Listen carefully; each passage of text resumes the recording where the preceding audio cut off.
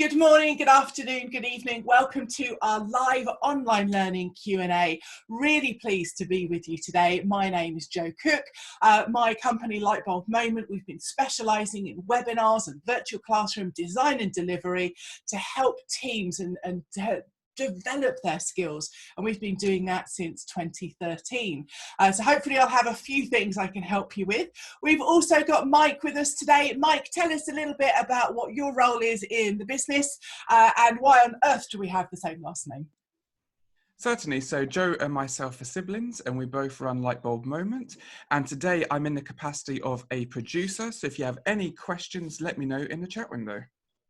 Thank you very much. That's exactly what we are here for today. So let's find out how to use those tools. First of all, there is the participants panel. If you wiggle your mouse on the screen, go and click that picture of a head and shoulders, and you'll have the participant panel open. What we are doing here is making sure that we've got some icons that we can use, and we can also see who else is here as well. So we've got those ticks and crosses. Make sure you go and click on one of those ticks and crosses, please. So go and click on the tick or the cross, just as a really easy way to be able to get involved and to be able to say yes or no. So you've got that participant panel open, and you were in there quickest, well done. So click on the tick or the cross, whichever one you want is absolutely fine, and that's a really quick way of saying yes or no, agreeing or disagreeing, and just getting involved in what it is that we're doing. There is an unmute button. We're generally working on webinar rules today, so we'll probably keep it nice and quiet. We've also got the chat. Some of you are using that already, which is absolutely brilliant. If you haven't got the chat window open, just remember to click at the bottom of the screen and you'll have that open. And please, please, please use that for questions throughout the session. That's the whole point of why we are here. Make sure it's set to everyone, then everyone will be able to go and see what it is that you're asking. And of course, you can share links and ideas and answers because it's all about everybody getting involved. That is not where I meant to go. I meant to go to this slide here to focus on our questions. And where we are going to start with our questions is focusing on what we had asked in our live online community. So this is the community. I shared a post here, and we're going to focus on the question we've got here first of all. So this is from Jackie Jameson. We will come to the other questions in chat afterwards. So Jackie says, as I may have a virtual classroom session to run at the end of this month, it's replacing a normal one-day face-to-face course. My intention is to keep it simple and deliver 90 minutes to cover the knowledge and finish with action points, and then have a separate 90-minute Q&A. And she says, to say I'm terrified and it all going wrong is putting it mildly. We definitely understand that. I'm sure lots of people are in that situation. How about a green tick for Jackie if you're saying, yeah, totally in the same situation, terrified something's going to go wrong. And a lot of us have been in that situation. Yeah, you've got lots of green ticks coming through, Jackie. So people are definitely kind of with you on that. And that's what we're here to do, is try and help. What Jackie asks is, can I ask if delivering a 90-minute webinar without taking questions is likely to be effective? I'll have 25 people. I'm concerned about managing the technology enough at this early stage to make it more participative. Okay, really interesting point here. So we've definitely made a note of all of your questions that are in the chat window. We are going to come back to them, I absolutely promise.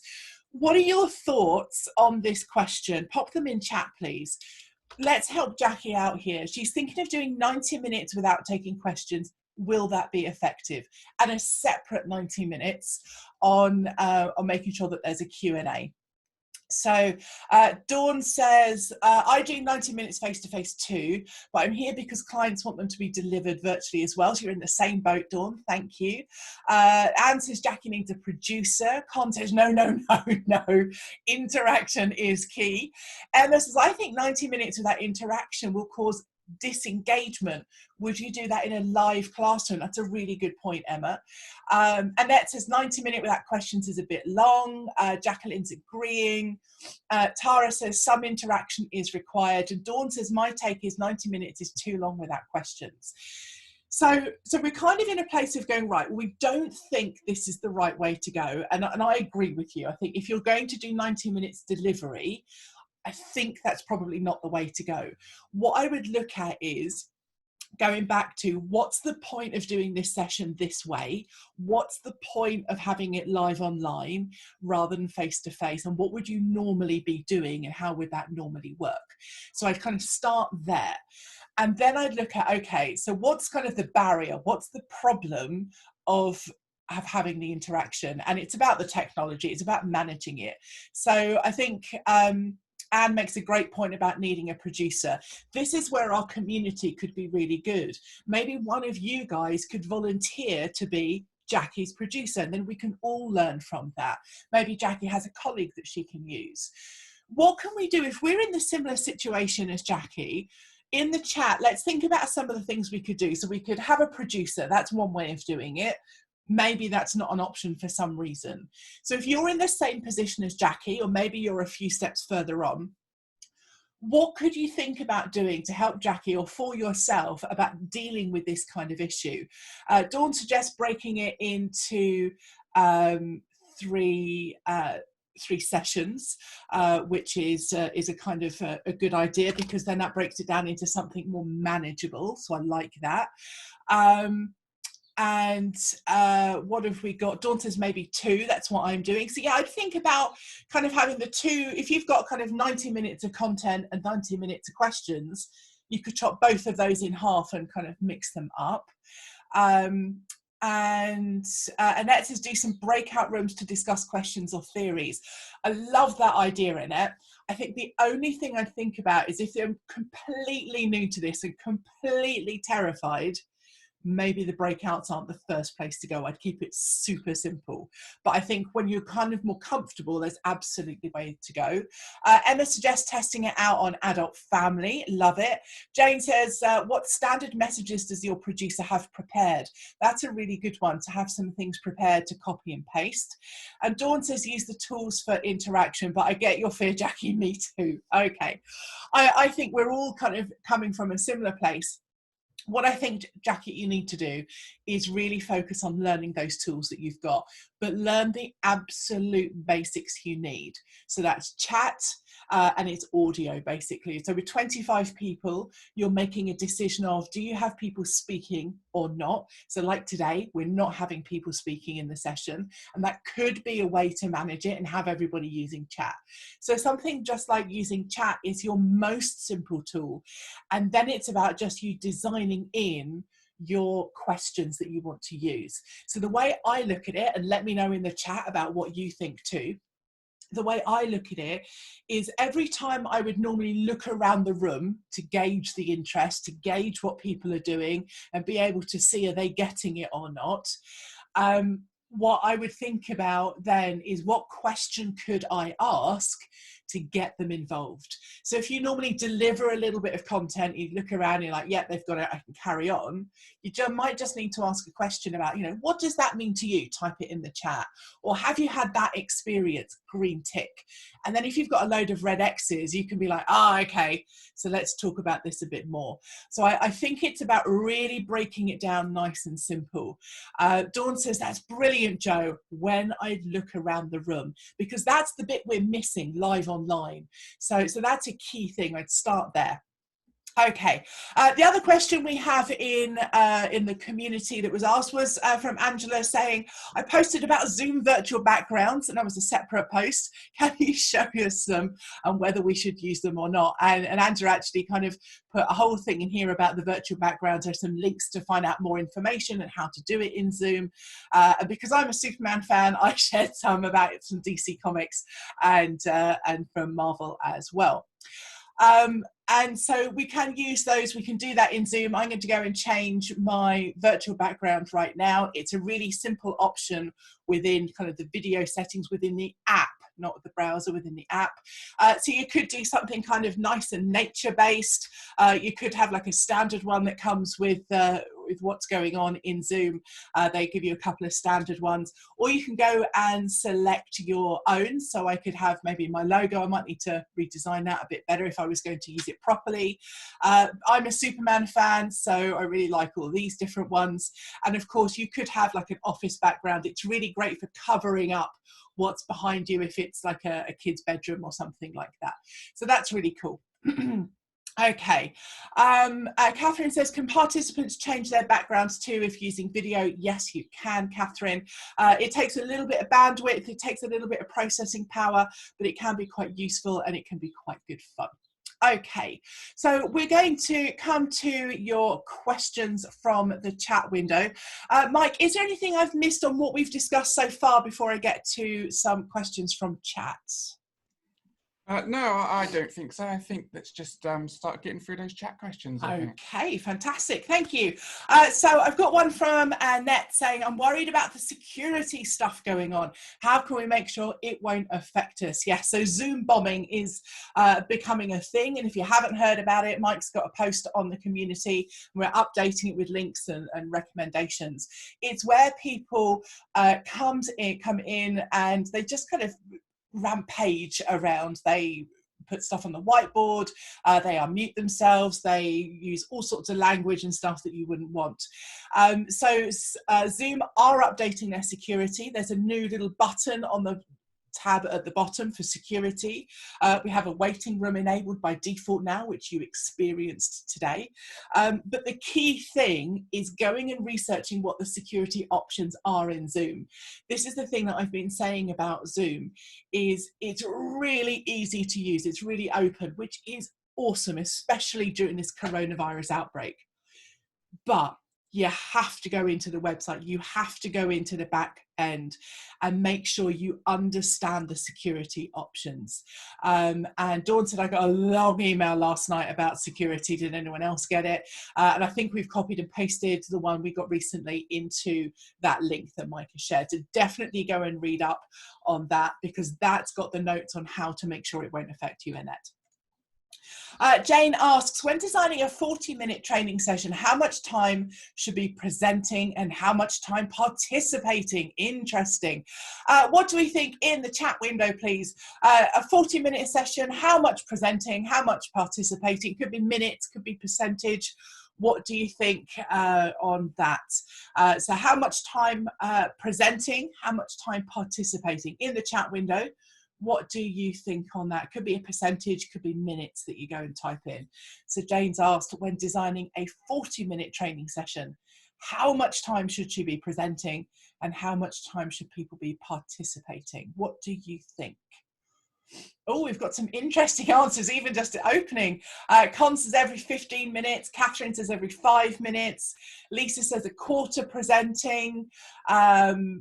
Dawn's guessing about half. Annette says every 5 to 7 minutes. Okay.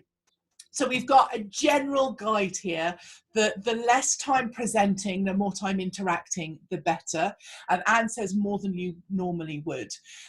So I think what you've got to make sure you do is that for your 40 minutes, you have 1 or 2 key points, maybe a few kind of sub-learning outcomes.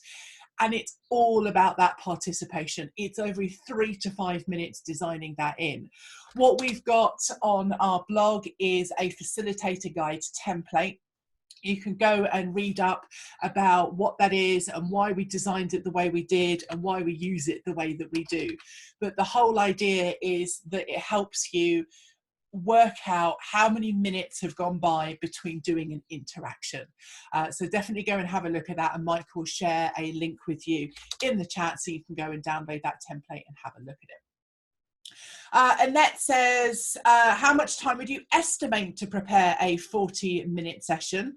My pleasure, Catherine. It looks useful. So again, in chat, how much time do you think would it take to prepare a 45-minute session? How much time do you think it would take to prepare a 40-minute session?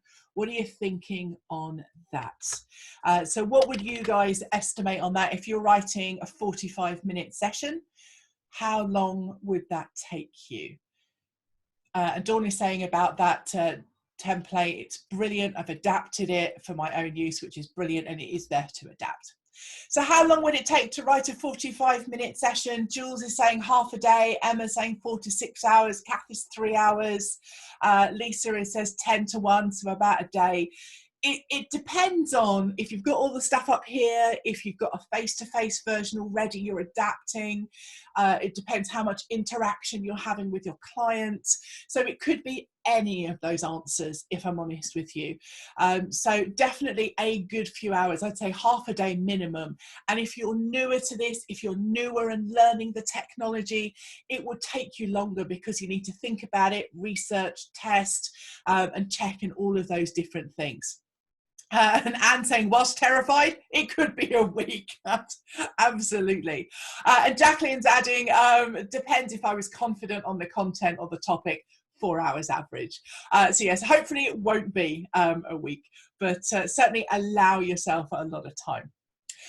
Jules asks, what is the best way to use multiple monitors when running a virtual session? Love that question.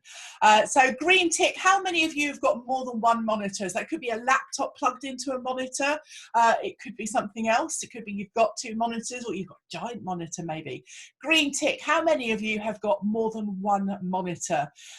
Or 3 laptops, says Jules. Yeah, it could be you've got tablet devices and phones. That's all good too. So a lot of you have more than one monitor, some of you haven't, so that's fair enough. So some of this will be relevant. There's also there's a video on the community. Mike, could you go and find on the community? I'm sure I posted something about a different monitor setup link. I'm sure I posted a video on that on the community. If you could go and find that, please. And yeah, an iPad and laptops count because they're really good to have separate as well. So if you have more than one monitor, what I would suggest you do is you have different things in different places is the short answer, but it depends a bit how you work. For example, when I'm delivering my training sessions, I have my PowerPoint and also I have that template that I showed you, the Facilitator guide. So I have that, I have both of those on my screen. You could, of course, have that on an iPad, on a laptop. You could print it out. You don't have to have it on your screen. I've got a big screen, so I've got both on my screen at the same time. So my PowerPoint could be like I am sharing in Zoom, or it could be the WebEx or Adobe Connect screen, whichever way that works. So I've generally got those side by side. In a session like we're running today, I've got my PowerPoint. I've also got my website window that I showed you from the community. Separately, I've actually got my slide deck I'm running so I can see which slide I want to bring up.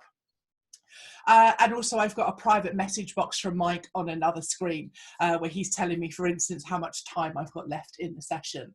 So it's about having a little bit of a play. Kath says, how can you share half a screen? It depends, Kath, on your setup, on what system you're using. If you're using Zoom like we are today, I run my PowerPoint inside a window. So if you go and Google PowerPoint, what am I looking for?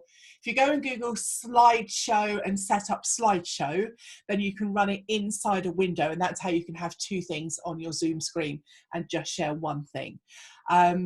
Okay, so that's a really good question. Jules, I don't know if that's answered your question completely. If you had something more specific, then obviously do let us know in chat. So Jane has asked, what are swim lanes? That is a good question. I don't have a swim lane to hand.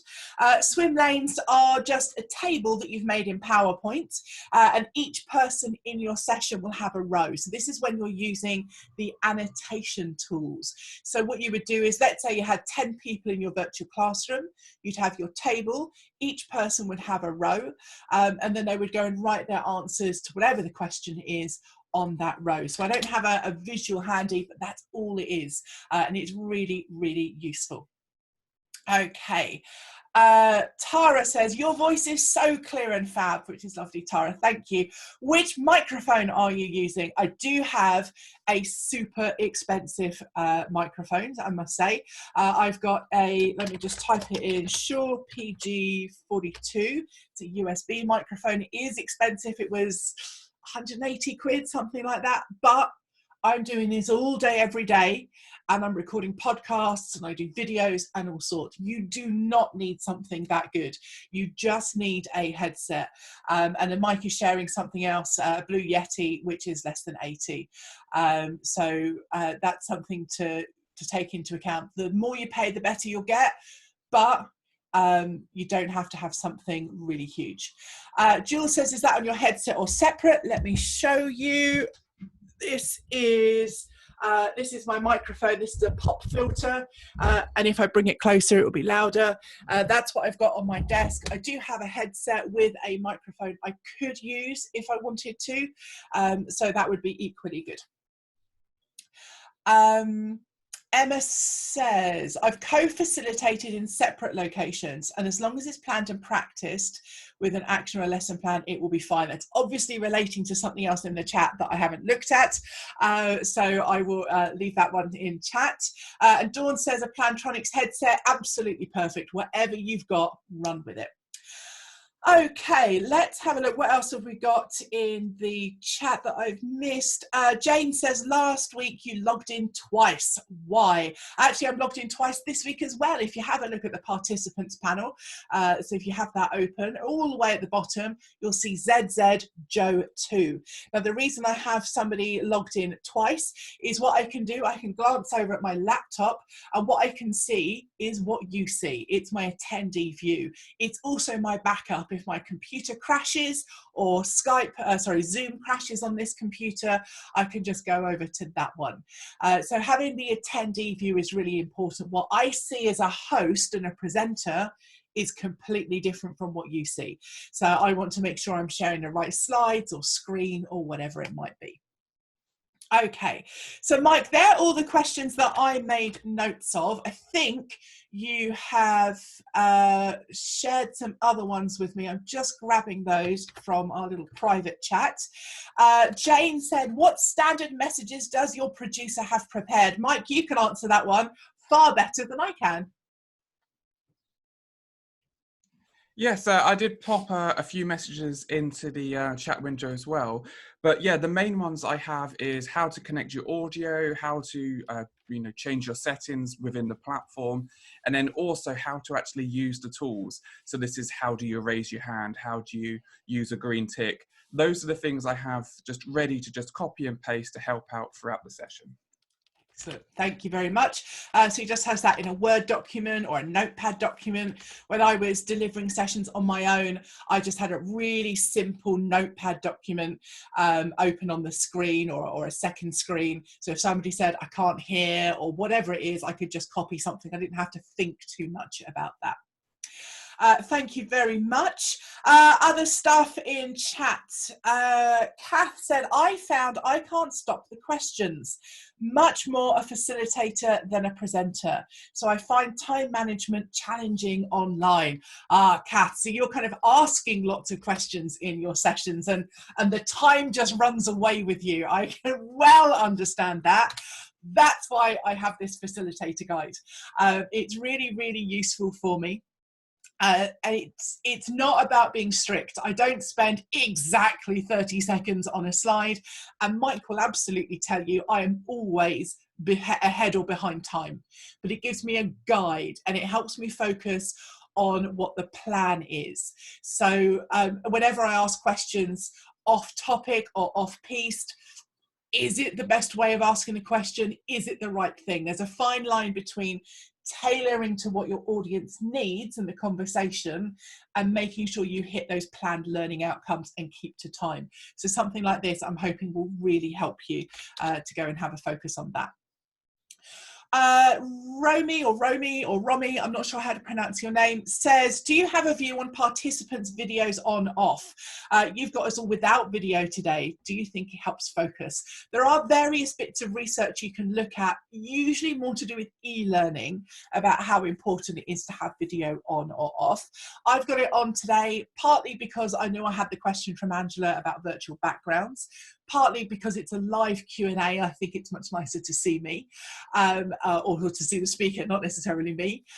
With participants, it can work really well. It depends on bandwidth, it depends on the people in the group, and you do have to let people know ahead of time if you're going to be using it. So it can be really good. It can be distracting. You have to see what's right for the group and for the topic. Jules says, do you have a backup internet source if the internet goes down? I do. I've got 2 internet lines coming into my office, but again, I do this all day, every day, and I do this for other companies where I'm their backup, so I need to have that. I haven't had to use it very often, perhaps 2 or 3 times I've used it, but I have got that option. Mike, for instance, doesn't have that, so you don't have to have it, and 4G and 5G are really good these days, so you could use that maybe, or even just speak to a neighbour and say, can I have access to your Wi-Fi for emergencies only? You know, there are all sorts of different ways of looking at that. Mike, where are we at? Do I have any other questions that I've missed, or any chat in the chat window that has been going on too? Yeah, I'm just actually having a conversation with Con at the moment because I'm dropping hyperlinks in, and normally it comes up as, you know, it's blue and underlined and you can just click on it, but it doesn't seem to be working. I'm just wondering, because I know Zoom has literally done, I think they did 2 updates yesterday, which I assume are security ones. Have you seen that that has been an update, or I'm just wondering if it's something that we're not doing, or a default setting has changed? It's just an interesting question you might not know the answer to. I don't think I do. So I just typed in our website there just to see if typing it in made a difference rather than pasting it. People are saying it's working for them and they can see a live link. I can't see, even on my attendee computer, I'll be honest. I'm just looking over at that and I can't see them as live links. But for other people it is. So it's for other people it's not working as a live link, and some people it is. So I'll be honest, I don't know, but things are updating and changing really quickly. But you can, of course, just copy and paste that into your browser or into a note document to come back to later on. Anything else, Mike, that I have missed, or questions or conversations? Have we covered what swim lanes are? That was from Jane Thompson. Yes, we covered swim lanes. That was the tables in PowerPoint on a slide for people to use their annotation tools over the top. And it just gives everybody their own space, which is really nice. Okay, well, I think, have we got any more quick questions just before we end? Let us know in the chat window, guys, or if we've missed one. Okay, Lisa says, I have a question about side-by-side. So tell us more, Lisa. I'm assuming this is about maybe screen sharing, or how you have your screen set up, something like that. So tell us a bit more. Sometimes it gets lost after breakout rooms. I'm not sure what you mean, Lisa. If you could type a bit more in there, that would be great. What you can also do, if you want to kind of think about it and write a bit more, is you can always post something in our community. Mike will post the link in for the community. If you haven't registered already, completely free, go and ask in there and everybody will surely help you out, including me. Emma says, do you use post-delivery surveys for feedback? Oh, Emma, interesting one. This is a whole kind of measurement, ROI, feedback, happy sheets kind of conversation, much bigger than live online. I don't use post-delivery surveys after each session. Some people do. They like that kind of instant feedback. I do use a pre and post survey on my courses because I want to show a before and after, but that's not the same as has it had a real impact on real work. That's a big conversation, and you can go and do some Googling on that. There's loads of resources out there on that. Catherine says, a question about using several facilitators, each in different locations. Not sure what the question is, Catherine. It's a good idea. Mike and I are in different locations. We're about an hour and a quarter away. That's not just social distancing because he's my brother. But what it does mean is if my internet connection fails, he can jump in. If I have a power outage, he probably won't be affected, so he can jump in. if you're thinking about how does that work smoothly, it's about making sure that you set your guidelines ahead of time, who's doing what. Maybe using the facilitator guide is what you need. So perhaps instead of the producer column, maybe you've got a facilitator 1 and you've got a facilitator 2, for instance. So you can adapt that to whatever is right for you. And also it's making sure that you know what is the way that we are going to hand over. What is the way that we're going to do that, and practice using the technology. Okay, so hopefully I've answered that, Catherine. Thank you. You can always go and ask more in our community.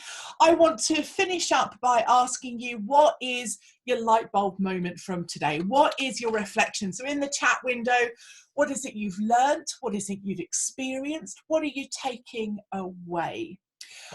Dawn says, whilst it's writing that, Adobe Connect has a deal on right now. Would you recommend it for beginners? It's an interesting one, Dawn. I always say Adobe giveth and Adobe taketh away, because Adobe are amazing professional tools, and I love Adobe Connect. It's probably my #1 tool, but it does come with a bit of a learning curve. To be honest, if you're new and terrified, I'd stick with Zoom. It's much easier in the first instance. Once you get comfortable, if you're finding you want a little bit more stuff to do, then look at Adobe Connect. And we're going to do the next Q&A. We're going to do it next week in Adobe Connect, so you can have a bit more of a play there. So what are some of our light bulb moments from today? Practice using chat. Yes, Jackie, absolutely. Kath says I can share half a screen. How little technical support there is out there for first-time delivery. Yep.